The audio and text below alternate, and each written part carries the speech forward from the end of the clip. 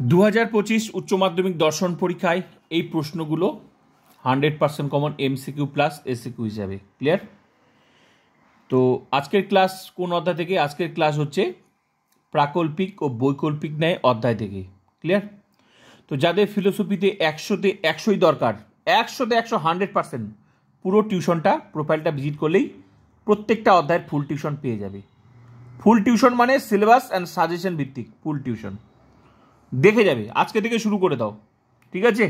8 মার্কের note, MCQ, SCQ, suggestion, 8 mark logic, উত্তর সহ যে টিউশন তোমরা এতদিন পড়েছো টাকা দিয়ে, সেই টিউশন এখানে ফুল টিউশনটা দেখে যাবে। এবার চলো এই ক্লাস অবশ্যই বন্ধুদেরকে শেয়ার করবে যাদের যাদের ফুল টিউশন দরকার, কারণ আমার চ্যানেলটা তোমাদের জন্যই। দেখো এমসিকিউ এসিকিউ এটা কোন অধ্যায়? প্রাকল্পিক ও বৈকল্পিক নেই, ঠিক আছে? আর আমি আরেকটা কথা বলছি, ইউটিউবে কিন্তু আমার চ্যানেল সবার থেকে আলাদা। আমি শুধু তোমাদেরকে ওই সাজেশন দিই না যে সাজেশন নাও, 10টা এমসিকিউ পড়ো, 10টা এসিকিউ পড়ো, বাড়িতে গিয়ে মুখস্থ করবে, বাড়িতে গিয়ে লজিক শিখে নেবে। ওই চ্যানেল এই চ্যানেল নয়। এই চ্যানেল হচ্ছে ফুল টিউশনের চ্যানেল, যেটা ইউটিউবে একটাই আছে। যদি তোমার 100তে 100 দরকার হয় অবশ্যই আমার ফুল টিউশনটা দেখে নেবে, আর না দরকার হলে দরকার নেই, ঠিক আছে? কারণ আমার চ্যানেলটা সবার থেকে আলাদা, ঠিক আছে? দেখো প্রশ্ন দেখো, গঠনমূলক প্রাকল্পিক ন্যায়ের আকারটি হলো ড্যাশ। অপশন আছে বিভিন্ন রকম, তার সঠিক উত্তর কোনটা হবে? গঠনমূলক প্রাকল্পিক ন্যায় একটি উদাহরণ দাও, এটা এসিকিউ প্রশ্ন। অনুগত শিকারজনিত দোষে একটি দৃষ্টান্ত দাও। অনুগত শিকারজনিত দোষের আকার কোনটা অপশন হবে? এমপির বৈধ আকারটি কি, এমপির অবৈধ আকারটি কি? এই যে প্রশ্নগুলো দেখছো, এবার আমি তোমাদের, এটা হচ্ছে লজিক, যেহেতু ফিলোসফিতে প্রাকল্পিক ও বৈকল্পিক ন্যায় চ্যাপ্টারটা যেটা লজিক চ্যাপ্টার, তাই লজিকের নিয়ম জানতেই হবে। যদি কঠিন প্রশ্ন হয় ঘুরে আসে তবেই তুমি পারবে, আর না হলে পারবে না। এটা 1 নম্বর পয়েন্ট। তো আমি এই প্রাকল্পিক ও বৈকল্পিক ন্যায় সবার আগে তোমাদের এমসিকিউ এসিকিউ মুখস্থ মেইন টিউশন যেহেতু কমপ্লিট লিখে দিয়েছি, প্রোফাইল ভিজিট করে 2025 ফুল টিউশন দেখে নেবে। ওগুলো মুখস্থ করতে গেলে তাড়াতাড়ি 1 মিনিটে মুখস্থ করতে গেলে যতই প্রশ্ন কঠিন হোক লজিক ক্লাসটা করতে হবে। তো আমি যেহেতু ফুল টিউশন কমপ্লিট হয়ে গেছে, এখন আমি তোমাদের এক্সট্রা ক্লাস করাচ্ছি। তো দেখো এগুলোর উত্তর বলার আগে তোমাদের আমি নমুনা দেখাচ্ছি কেন তুমি এগুলোর উত্তর যতই কঠিন হোক তুমি পারবে। এটার উত্তর দেখার আগে এই যে প্রাকল্পিক ও বৈকল্পিক ন্যায়, প্রাকল্পিক ও বৈকল্পিক ন্যায়ের নিয়মটা জানলে ফিলোসফি তোমার হাতের মুঠে। 100 কেন 500 পরীক্ষা হলে 500তে 500ই পাবে, ঠিক আছে? প্রাকল্পিক ও বৈকল্পিক ন্যায় এইটা নিয়ম আমি প্রথমে তোমাদের বলেছি, প্রথম মেইন টিউশন ক্লাস করেছি, দেখি প্রাকল্পিক ও বৈকল্পিক ন্যায়ের নিয়ম। প্রাকল্পিক ন্যায়ের দুটো নিয়ম আছে, একটা প্রথম নিয়ম, একটা দ্বিতীয় নিয়ম। তো প্রত্যেকটা নিয়ম থেকেই প্রশ্ন আসবে, তো প্রত্যেকটা নিয়মের ক্লাস আছে। তো আজকের ক্লাস দেখো প্রাকল্পিক ন্যায়ের নিয়ম। প্রথম নিয়ম, প্রাকল্পিক ন্যায়ের দুটো নিয়ম আছে, একটা হচ্ছে গঠনমূলক, একটা হচ্ছে ধ্বংসমূলক, ক্লিয়ার? তো এই যে নিয়মটা, আগের নিয়মটা দেখিয়ে দিচ্ছি, তারপর ওই প্রশ্নের উত্তর দিচ্ছি যে কেন তুমি পারবে আর কেন প্রশ্ন কঠিন হলেও তুমি পারবে। তার জন্য তোমাকে মেইন টিউশনের নিয়মটা করতে হবে। এবার তুমি প্রশ্নটা দেখো, এই ক্লাসটা না করলে কখনোই ওই উত্তর মুখস্থ করে কোনো লাভ নেই, কারণ মুখস্থ আছে উত্তর, প্রশ্ন ঘুরিয়ে আসে, তুমি পারবে না। আর যখন তুমি এই নিয়মের ক্লাসটা করবে তখনই তুমি পারবে, বুঝতেও পারবে যে হ্যাঁ এই প্রশ্নের উত্তর সেটাই বলছে। দেখো প্রথম নিয়ম কি প্রধান আশ্রবাক্যের কেন এই ক্লাসটা করছো, এই নিয়মটা কেন পড়তে হবে নিজেই বুঝবে। প্রধান আশ্রবাক্যের প্রাকল্পিক বচনের পূর্বগকে অপ্রধান আশ্রবাক্যে স্বীকার করে অনুগকে সিদ্ধান্তে স্বীকার করতে হয়, এটা প্রাকল্পিক ন্যায়ের নিয়ম। মানে প্রথম নিয়মটা কার নিয়ম? গঠনমূলক বা স্বীকৃতিমূলক বা এমপি বা মডাস পনেন্সের নিয়ম। এটার নিয়ম মানে নিয়ম। যেমন নিরপেক্ষ ন্যায়ের নিয়ম ছিল, বৈধতা বিচারের নিয়ম আছে। যেমন প্রথম নিয়ম লঙ্ঘন করলে যেমন হচ্ছে নিরপেক্ষ ন্যায়ের নিয়ম কি, ন্যায় অনুমানে 3টা পদ থাকবে, তার বেশিও না কমও না। যদি 3টার বেশি থাকে তাহলে কি হয়? 4ই পদ গঠিত দোষ হয়। তো সেরকম এখানেও নিয়ম আছে। এই নিয়মটা কি নিয়ম? গঠনমূলক প্রাকল্পিক ন্যায়ের এটা নিয়ম, ক্লিয়ার? এই যে নিয়ম, এই নিয়মের যুক্তিটা কি? তাহলে কি টাইপের যুক্তি? এই নিয়মের যুক্তিটা হচ্ছে এটা। এখানেও হচ্ছে তোমার প্রধানাশ্র বাক্য, অপ্রধানাশ্র বাক্য, সিদ্ধান্ত থাকবে, মানে 3টা লাইন থাকবে এখানেও, ক্লিয়ার? যেমন নিরপেক্ষণের বৈধতা বিচারে শিখিয়েছি ওরকমও কিন্তু এখানেও 3টা। কিন্তু এখানে কিন্তু তোমাকে সেরকম ওই এ বচন ই বচন এগুলো সাজাতে হবে না, এখানে সবকিছু দেওয়াই থাকবে, তো এখানে যে প্রথমকার লাইনটাকে প্রধানাশ্র বাক্য, সেটা প্রাকল্পিক বচনও বলা হয়। যদি বৃষ্টি হয় তাহলে মাটি ভিজবে, প্রথম লাইনে এরকম যুক্তি দেওয়া থাকবে, দ্বিতীয় লাইনে দেওয়া থাকবে বৃষ্টি হয়েছে, তৃতীয় লাইনে থাকবে মাটি ভিজেছে। এবার প্রশ্ন হলো তাতে কি হয়েছে? কোনো কিছুই হয়নি। দেখো এই যে এই টাইপের যুক্তি, এই যে যদি তবে যে লাইনটা থাকবে তখন বুঝে যাবে সেটা হচ্ছে প্রধানাশ্র বাক্য, মানে প্রথম লাইন, মানে এটাই আইডেন্টিফাই করার মেইন লাইন হচ্ছে এটাই। প্রধানাশ্র বাক্য হচ্ছে যদি বৃষ্টি হয় তাহলে মাটি ভিজবে, এই লাইনটাই হচ্ছে প্রধানাশ্র বাক্য। কি করে বুঝলে? কারণ যদি তবে যেখানে থাকবে সেটা প্রাকল্পিক বচন, আর প্রাকল্পিক ন্যায়ের নিয়মের প্রথমকার লাইনটাই হচ্ছে প্রধানাশ্র বাক্যটাই হচ্ছে প্রাকল্পিক বচন। যদি তবে লাইনের এগুলো তো নাই, দেখো এখানে নেই, এগুলো শুধু নিরপেক্ষ, মানে সিঙ্গেল। ক্লিয়ার? তো যদি বৃষ্টি হয়, যদির পরের অংশটাকে পূর্বগ বলা হয়, তবে বা তাহলে পরের অংশটাকে অনুগ বলা হয়। মানে মোট কথা গঠনমূলক প্রাকল্পিক ন্যায় যে নিয়মটা দেখলে সেই নিয়মের যুক্তিটা কেমন, তার উদাহরণটা কেমন, তার উদাহরণটা হচ্ছে এটা। মানে গঠনমূলক প্রাকল্পিক ন্যায়ের উদাহরণটা হচ্ছে এটা। কি টাইপের? প্রথম লাইনে যদি বৃষ্টি হয় তাহলে মাটি ভিজবে, এই যে পূর্বগ, বৃষ্টি হয় কথাটা পূর্বগ, তবে তাও মাটি ভিজবে কথাটা অনুগ। দ্বিতীয় লাইনে পূর্বগটা থাকবে, তৃতীয় লাইনে অনুগটা থাকবে। এই টাইপের যুক্তিটাই হচ্ছে গঠনমূলক প্রাকল্পিক ন্যায় বা স্বীকৃতিমূলক ন্যায়ের উদাহরণ বা দৃষ্টান্ত। ক্লিয়ার? তাহলে প্রাকল্পিক ন্যায়ের নিয়মটা এখানে পালন হয়েছে, তাই এটা বৈধ। যেমন কোনোটাতে চারিপদ ঘটিত দোষ হতো, কোনোটাতে নিরপেক্ষ নেই অবৈধ দোষ হতো, কোনোটাতে অবৈধ পক্ষ দোষ হতো, কিন্তু একসাথে সবগুলো হতো না কেন?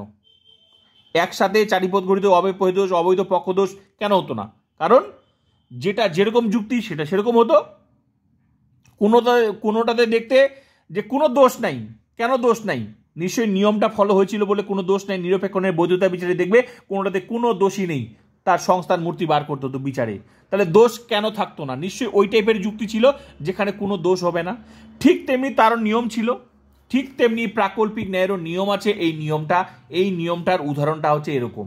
মানে এই টাইপের উদাহরণ দিতে বললে তোমাকে দিতে হবে গঠনমূলক প্রাকল্পিক ন্যায় বা স্বীকৃতিমূলক প্রাকল্পিক ন্যায়ের একটি দৃষ্টান্ত দাও, একটি উদাহরণ দাও, তখন তোমাকে এরকম লাইনে একটা উদাহরণ দিতে হবে। এবার প্রশ্ন হচ্ছে তুমি এটা চেঞ্জ করতে পারো, যদি বৃষ্টি হয় তাহলে মাটি, এটাকে চেঞ্জ করতে পারো। এটা যদি রাম আসে তবে শ্যাম আসবে, যদি মৌসুমী আসে তবে শিলা আসবে, যে কোনো শুধু মেনটেন করতে হবে পূর্বগ আর অনুগটা। ক্লিয়ার? তাহলে এখানে আমি যদি বলি যদি রাম আসে তবে শ্যাম আসবে, তাহলে রামটা পূর্বগ, শ্যামটা অনুগ। তাহলে রাম কথাটা এখানে বলতে হবে, শ্যাম কথাটা এখানে বলতে হবে, মানে কি যা আছে তাই বলতে হবে। এই জন্য এটা গঠনমূলক বা স্বীকৃতিমূলক, মানে স্বীকার করা, মানে যা আছে তাই বলবো, নিজে থেকে কিছুই করব না। এই নিয়মটা হচ্ছে গঠনমূলক প্রাকল্পিক ন্যায়ের দৃষ্টান্ত, উদাহরণ। তো এখানে এই নিয়মটা পালন হয়েছে, স্বীকৃতিমূলক নিয়মটা পালন হয়েছে, এই জন্য এটা বৈধ। ক্লিয়ার? এটারই যদি উল্টা হয়ে যায় তার মানে কি? এটা নিয়মটাকে জানতে হবে, এটার উল্টাটা যদি হয় তাহলে সেটা অবৈধ হবে। এটা সোজা কথা। নিয়মের উল্টা হলে মানে তোমার অবৈধ হবে। তাহলে উল্টা বলতে কিরকম? যেমন যদি বৃষ্টি হয় তাহলে মাটি ভিজবে, বৃষ্টি হয়েছে, যা আছে তাই পূর্বগটা এখানে বলছে অনুগটা। এই ভাষাটা এবার মিলাও তো। প্রধানাশ্র বাক্যের এই যে প্রধানাশ্র বাক্যের প্রাকল্পিক ন্যায় নিয়ম কি? প্রথমকার নিয়মটা কি? প্রধানাশ্র বাক্যের প্রাকল্পিক বচনের পূর্বগকে অপ্রধানাশ্র বাক্যে স্বীকার করে, এই যে প্রধানাশ্র বাক্যের প্রাকল্পিক বচনের পূর্বগকে অপ্রধানাশ্র, দ্বিতীয় লাইনটা অপ্রধান স্বীকার করে, যা আছে তাই স্বীকার করে অনুগকে সিদ্ধান্তে স্বীকার করতে হয়, এটাই নিয়ম। এটাই বলা হয়েছে, এটাই নিয়ম, এটাই হচ্ছে গঠনমূলক বা স্বীকৃতিমূলক ন্যায়ের নিয়ম বা এমপির নিয়ম। এই নিয়মের উদাহরণটা এটা, নিয়মের উদাহরণ মানে যুক্তিটা এটা তার মানে এটা হচ্ছে এটা বৈধ। এবার এটার আকারটাও হচ্ছে বৈধ। আকারটা এরকম, যদি পি তবে কিউ, পি নাল কিউ, একই কথা। যদি তবে নালের পরিবর্তে একই সিম্বল, এইভাবে হতে পারে। এই লাইনটা একই, পি অতএব কিউ। মানে এই যে আমি যদি এটাকে পি ধরি, এটাকে যদি বৃষ্টি হয় এটাকে পি ধরি, এটা যদি কিউ ধরি, তাহলে এর আকারটা কি? এখানে পি, তার মানে এখানেও পি। এটা মাটি ভিজবে কথা যদি কিউ হয় তাহলে এটাও কিউ। তাহলে আলটিমেটলি দাঁড়াচ্ছে কি? যদি পি তবে কিউ। প্রথমকার লাইনটা যে যদি পি তবে কিউ, তাহলে যদি প্রথমকার লাইনটা এটা তো পি, এটাকে যদি পি ধরা হয় তাহলে দ্বিতীয় লাইনে পি, এই যে পি, তৃতীয় লাইনে কি? কিউ। পি নাল কিউ, যদি তবের পরিবর্তে পি নাল কিউ ব্যবহার করা যায়, একই মানে এটার মানে একই, তার মানে দ্বিতীয় লাইনে পি, তৃতীয় লাইনে এটা হচ্ছে বৈধ। তার মানে এই যেটা দেখলে এই যে গঠনমূলক প্রাকল্পিক ন্যায় এটা নিয়ম, এই নিয়মটা এমপির নিয়ম, তার মানে এটা যুক্তি, আর এই যুক্তিটার আকারটা হচ্ছে এরকম, এই আকারটার নাম কি বৈধ, এই আকারটা কি বৈধ, এই আকারটার নাম কি এমপি, এমপি মডাস পনেন্স। তার মানে এমপির আকারটি কেমন, এই টাইপের যুক্তি তোমাকে আকার দিতে হবে এমপি। মানুষের যেমন একটা কঙ্কাল থাকে ঠিক তেমনি এই যুক্তিটার হচ্ছে গঠনমূলক বা স্বীকৃতিমূলক এই যুক্তিটার আকার হচ্ছে এটা, এটার একটা আকার। এই আকারটার নাম কি এমপি মডাস পনেন্স। যুক্তিটার নিয়মটা কি, এটা নিয়মের উদাহরণটা কি এটা। তাহলে তোমাকে আগে নিয়মটা জানতে হবে, নিয়মটা মাথার মধ্যে ঢুকিয়ে দিতে হবে, তার উল্টাটা হলে উল্টা হয়ে যাবে। এটা আকার, ক্লিয়ার? এটারই আকার এটা, এটারই আকার এটা, তার এর উল্টাটা কি। এবার আসি প্রশ্ন, একটু বুঝিয়ে দিলাম, এবার আসো প্রশ্ন। প্রশ্ন কি বলছে, গঠনমূলক প্রাকল্পিক ন্যায়ের আকারটি হলো ড্যাশ। অপশন আছে কি বিভিন্ন রকম অপশন। তাহলে কি দাঁড়ালো প্রশ্নটা, তাহলে এখানে কি শিখলে, এখানে কি শিখলে, গঠনমূলক প্রাকল্পিক ন্যায় এটা উদাহরণ, তার যুক্তি, তার আকার। তাহলে আলটিমেটলি উত্তরটা কি হবে, যদি পি তবে কিউ, পি নাল কিউ, মানে এটাও হতে পারে পি নাল কিউ, পি হতে কিউ। তার মানে এটার উত্তরটা কোনটা হবে, কোনটা হবে উত্তর? তার মানে কি গঠনমূলক প্রাকল্পিক ন্যায়ের আকার বোঝা গেল। তার মানে পি নাল কিউ কোথায় আছে, পি নাল কিউ, এই যে পি নাল কিউ, পি নাল কিউ, আমি অপশন দিতেই ভুল করেছি, ঠিক আছে, কোন চিন্তার কোনো কারণ নেই, ঠিক আছে। হ্যাঁ অপশন দিতে ভুল করেছি, হ্যাঁ পি নাল কিউ, পি অতএব কিউ। তাহলে এই বি নাম্বার অপশনটা উত্তর হবে। ক্লিয়ার? ভালো করে দেখো, পি নাল কিউ, পি অতএব কিউ, অপশন মিলছে, ভালো করে দেখো যে পি নাল কিউ, পি অতএব কিউ। তার মানে ভালো করে দেখো, এই উত্তরটা গঠনমূলক প্রাকল্পিক ন্যায়ের উদাহরণ, উত্তরটা হবে এটা, প্রাকল্পিক ন্যায়ের আকারটা, গঠনমূলক প্রাকল্পিক ন্যায়ের আকার। তার মানে এই যে যুক্তিটা তোমরা দেখলে গঠনমূলক প্রাকল্পিক ন্যায়, তার যুক্তি এটা, তার উদাহরণ, তার আকার হচ্ছে এটা। তার মানে এই টাইপের যুক্তি যখনই থাকবে তখন বুঝে যাবে সেটা হচ্ছে প্রথমকার নিয়মের কথাটা বলেছে, তার যুক্তি এটা, তার আকার এটা। ভালো করে দেখো, এই যে যদি বৃষ্টি হয় তবে হয়, এই যে এই নিয়মের ভাষাটা এখানে পালন হয়েছে, ওই নিয়ম অনুযায়ী কথা, আর তার আকার হচ্ছে এটা। তার মানে যে পি কিউ, পি অতএব কিউ, তো তাই তো আছে পি নাল কিউ, পি অতএব কিউ। তার মানে প্রশ্ন হলো, বোঝা গেল? তার মানে কোনটা, যে এটা উত্তর, পি নাল কিউ, পি অতএব কিউ, তার মানে এটা হচ্ছে সঠিক উত্তর। বোঝা গেল? এরকম বিভিন্ন রকম অপশন থাকবে, সঠিক উত্তর এটা, এটা হয় এর উল্টা, এটা না, কিন্তু এটা উত্তর। তার মানে এটা হচ্ছে গঠনমূলক প্রাকল্পিক যে ন্যায় নিয়মটা, তার আকারটা হচ্ছে এটা। বোঝা গেল? তাহলে প্রথমকার প্রশ্নের উত্তর বোঝা গেল। এবার নেক্সট প্রশ্ন, গঠনমূলক প্রাকল্পিক ন্যায়ের একটি উদাহরণ দাও। এটা তো আকার, তাহলে উদাহরণ দিতে গেলে তোমাকে কি শিখলে এখনই, গঠনমূলক প্রাকল্পিক ন্যায়ের এই যে উদাহরণ, এই যে যুক্তি নিয়মটা, তার যুক্তি, যে যুক্তিটা দেখলে এই টাইপের একটা উদাহরণ দিতে হবে, সেটাই হয়ে যাবে তোমার এখানে গঠনমূলক প্রাকল্পিক ন্যায়ের একটা উদাহরণ। বোঝা গেল? তাহলে তুমি এই টাইপের উদাহরণ তোমাকে আগে মনে রাখতে হবে, তারপর তুমি নিজের মতো বানিয়ে বানিয়ে বলতে পারবে। তাহলে কি মেনটেন করতে হবে, এটাও দিতে পারো, বা নিজের ভাষা তুমি বলতে পারো, যদি রাম আসে তবে শ্যাম আসবে, রামটা এখানে বলতে হবে, শ্যামটা এখানে বলতে হবে। যদি রাম আসে তবে শ্যাম আসবে, তাহলে রাম এসেছে অতএব কি শ্যাম আসবে, এই টাইপের যুক্তি দিতে হবে, আর সেটাই হয়ে যাবে তোমার এখানে গঠনমূলক প্রাকল্পিক ন্যায়ের একটি উদাহরণ। ক্লিয়ার? নিয়মের উদাহরণটা। তাহলে বোঝা গেল লজিকে নিয়ম ক্লাস করার কি সুবিধা আর অসুবিধা, বোঝাচ্ছে তো? তো এটার 2 নম্বর উত্তর ক্লিয়ার হয়ে গেল। নেক্সট বলছে অনুগ স্বীকারজনিত দোষের একটি দৃষ্টান্ত দাও। এই ক্লাস কিন্তু আমার কমপ্লিট হয়ে গেছে, সব কমপ্লিট, মানে মেইন টিউশন কমপ্লিট, জাস্ট এখন প্র্যাকটিস চলছে, কার কোথায় কি অসুবিধা হতে পারে, কোন প্রশ্নটা একটু ঘুরিয়ে আসতে পারে, সেটাই মেইন টিউশন তোমাকে দেখতেই হবে। যদি তোমার 100তে 100 ফিলোসফি দরকার হয়, ঠিক আছে, ফিলোসফিতে 100তে 100 করতে হবে। ক্লিয়ার? এবার নেক্সট প্রশ্ন, অনুগ স্বীকারজনিত দোষে একটি, এটা আবার কি? এই যে নিয়মটা পর্যন্ত দেখলে, নিয়মের আকারটা, এটার উল্টাটা, নিয়মটা পালন না করলে কি হয়, দোষ হয়। সেটার এই প্রথমকার যে নিয়মটা দেখলে গঠনমূলক, সেটাই কি বলছে এখানে, ভালো করে দেখো, নিয়ম পালন না করলে কি হয়, অনুগ স্বীকারজনিত দোষ বা অনুকল্প পরিগণ দোষ কখন হয়, প্রথমকার নিয়মটা, যে নিয়মটা দেখালাম সেই নিয়মটা স্টেপ বাই স্টেপ ক্লাস করতে হবে। সেই নিয়মটা ফলো না করলে অনুগ স্বীকারজনিত দোষ হয়। যেমন নিরপেক্ষণে তোমরা শিখেছিলে, নিরপেক্ষণের বৈধতা বিচারে শিখেছিলে, যে নিরপেক্ষণের আমি কটা শিখেছিলাম, 4টা নিয়ম শিখেছিলাম। ক্লিয়ার? ওই যে 4টা নিয়ম শিখিয়েছি, 4টা নিয়মের মাধ্যমে তোমাদের সমস্ত দোষে বৈধতা বিচার করতে, ঠিক তেমনি এখানেও নিয়ম আছে, সেগুলো লঙ্ঘন। যেমন নিরপেক্ষণে একটা নিয়ম লঙ্ঘন করলে চারিপদ ঘড়ির দোষ হতো, যেমন নিরপেক্ষণে একটা নিয়ম লঙ্ঘন করলে অবৈধ সাধ্য দোষ, অবৈধ পক্ষ দোষ, অব্যয় হেতু দোষ, নয়ার্থক আশ্রয় বাক্য জনিত দোষ কখন হতো? নিশ্চয়ই লঙ্ঘন করলে, নিয়ম লঙ্ঘন করলে। ঠিক তেমনি নিরপেক্ষণের প্রথম নিয়ম মানে কি? এমপি নিয়ম, যেটা এখনই দেখালাম গঠনমূলক, ওই নিয়মটা লঙ্ঘন করলে মানে কি? ওটার উল্টাটা হয়ে গেলে অনুগ স্বীকারজনিত দোষ। তার জন্য কি তোমাকে নিয়মটা জানতে হবে, নিয়মের যুক্তিটা জানতে হবে, নিয়মের আকারটা জানতে হবে, যেটা দেখালাম। তো তাহলে কি হয়? অনুগ স্বীকারজনিত দোষ হয়। অনুগল্প উদাহরণটা দেখো, এখনই বুঝে যাবে ওর উল্টা কেন। এটা একই উদাহরণ দিয়েছি, দেখো। প্রধানাস্ত্র, যদি বৃষ্টি হয় তাহলে মাটি ভিজবে। প্রথমকার লাইনটা একই থাকবে, কিন্তু প্রথমকার লাইন প্রধানাস্ত্র পক্ষে একই থাকলে হবে না, পার্থক্য তো অবশ্যই আছে। ভালো করে দেখো, দ্বিতীয় লাইনে কি বলেছে? মাটি ভিজেছে, অনুগটাকে বলেছে। তৃতীয় লাইনে কি বলেছে? বৃষ্টি হয়েছে। নিয়মটা কি একই হলো? এই যে এটা পূর্বগ, এটা অনুগ। এখানে অপ্রধান আশ্রয়কে কোনটাকে বললো? অনুগটাকে স্বীকার করলো, পূর্বকটাকে সিদ্ধান্তে স্বীকার করলো। তো নিয়ম কি ছিল? নিয়মে কি বলেছিল? নিয়মে বলেছিল, ভালো করে দেখে নাও, নিয়মে কি বলেছে? যে প্রধানাস্ত্র বাক্যের প্রাকল্পিক বচনে, গঠনমূলক প্রাকল্পিক নেয়। উদাহরণটা কি? প্রধানাস্ত্র বাক্যের প্রাকল্পিক বচনে পূর্বককে অপ্রধানাস্ত্র বাক্যে স্বীকার করে অনুগকে সিদ্ধান্তে স্বীকার করতে হয়।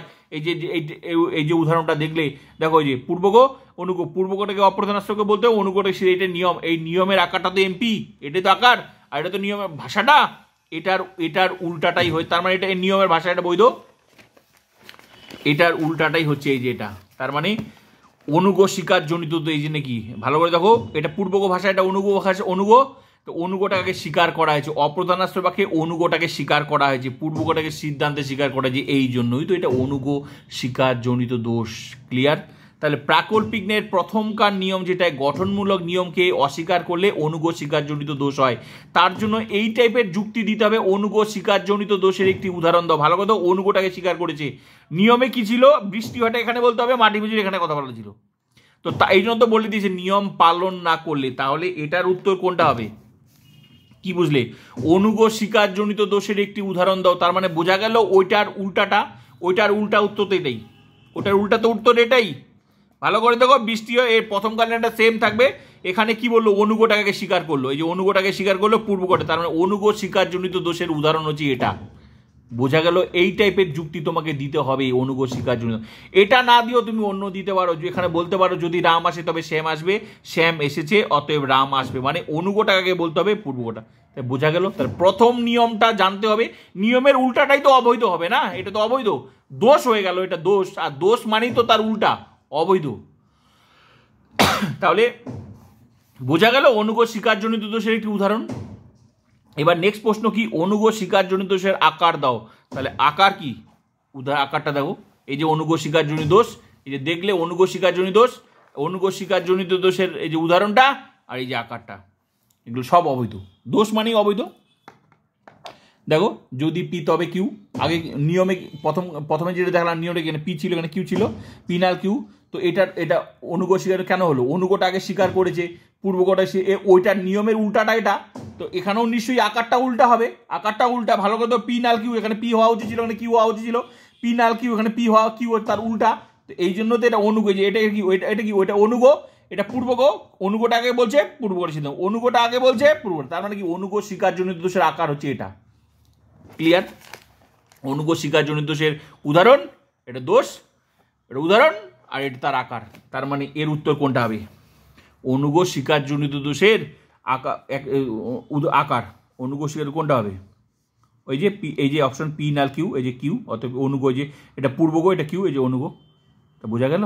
বোঝা গেল? পড়াশোনা অত সহজ না, আবার সহজ। তার জন্য তোমাকে সিস্টেমেটিক ক্লাস করতে হবে, অত সহজ না। ফিলোসফিতে 10টা 50টা এমসিকিউ পড়ে কোনো লাভ নেই, ঠিক আছে? ওইভাবে, হ্যাঁ, আমি ওই জন্য বললাম যেগুলো লজিক চ্যাপ্টার নয় সেগুলো থেকে তুমি মুখস্থ করে যেতে, ওভারঅল 50টা এমসিকিউ পড়ে কোনো লাভ নেই। অধ্যায় ধরে ধরে ফুল টিউশন দেখে নিতে হবে। আর তুমি আমার লজিক ক্লাসগুলো করলে ফিলোসফি তোমার হাতের মুঠোয়, ঠিক আছে? কিভাবে প্রশ্ন আসবে সমস্ত প্রশ্ন আমার একদম ডিটেলসে আছে, ঠিক আছে? বুঝতে পারলাম। নেক্সট বলছে এমপির বৈধ আকারটি কি? বৈধ আকারটি মানে কি? এমপি মানে কি? এমপির বৈধ আকার মানে কি? তাহলে এটা দোষ বোঝা গেল। এমপি মানে কি? যে নিয়মটা দেখলে, যে নিয়মটা কি, এটা তো নিয়ম, এমপি এটা নিয়মের যুক্তি তার আকার, মানে এই টাইপের একটা আকার দিতে হবে, এটা হচ্ছে বৈধ। মানে এই আকারটার নাম কি? এমপি। তার মানে এই টাইপের একটা উদাহরণ দিতে হবে, আকার দিতে হবে। এখানে প্রশ্ন হতো এমপির বৈধ আকারটি কি, এই টাইপের একটা উদাহরণ দিতে হবে। ক্লিয়ার? তারপর নেক্সট বলছে এমপির অবৈধ আকারটি মানে কি? এর যে উল্টা সেটাই অবৈধ। তা এর উল্টা কি হবে? যেটা এখনই দেখালাম, পি নাল কিউ, পি অতএব কিউ, এর উল্টা হলে কি হয়? এখানে কিউ, এখানে পি, ওইটাই এমপির অবৈধ আকার। যেটা এখনই দোষটা এমপির অবৈধ, এমপির অবৈধ কি? অনুগ স্বীকারজনিত দোষের আকারটা দিতে হবে। এর উল্টাটাই এমপির অবৈধ আকার। ক্লিয়ার? তো এই হলো আজকের ক্লাস। এবার এই ক্লাসটা করে বাকি ক্লাসগুলো এই অধ্যায় দেখে নেবে কিভাবে কিভাবে প্রশ্ন ঘুরিয়ে আসতে পারে। এই জন্য তো আমি বলি যে ফিলোসফিতে 100-তে 100 এমসিকিউ এসিকিউ 40-এ 40 গ্যারেন্টি দিয়ে বললাম এইভাবে ক্লাস করতে হবে, নাহলে কোনো লাভ নেই ফিলোসফিতে, ঠিক আছে? তো কিভাবে প্রশ্ন আমি তোমাদের শিখিয়ে দিলাম, ডিটেলসে বলে দিলাম। নিয়ম ক্লাস করো, তারপর লজিক ক্লাস করো। ফিলোসফি তোমার হাতের মুঠোয়। প্লিজ শেয়ার বন্ধুদেরকে।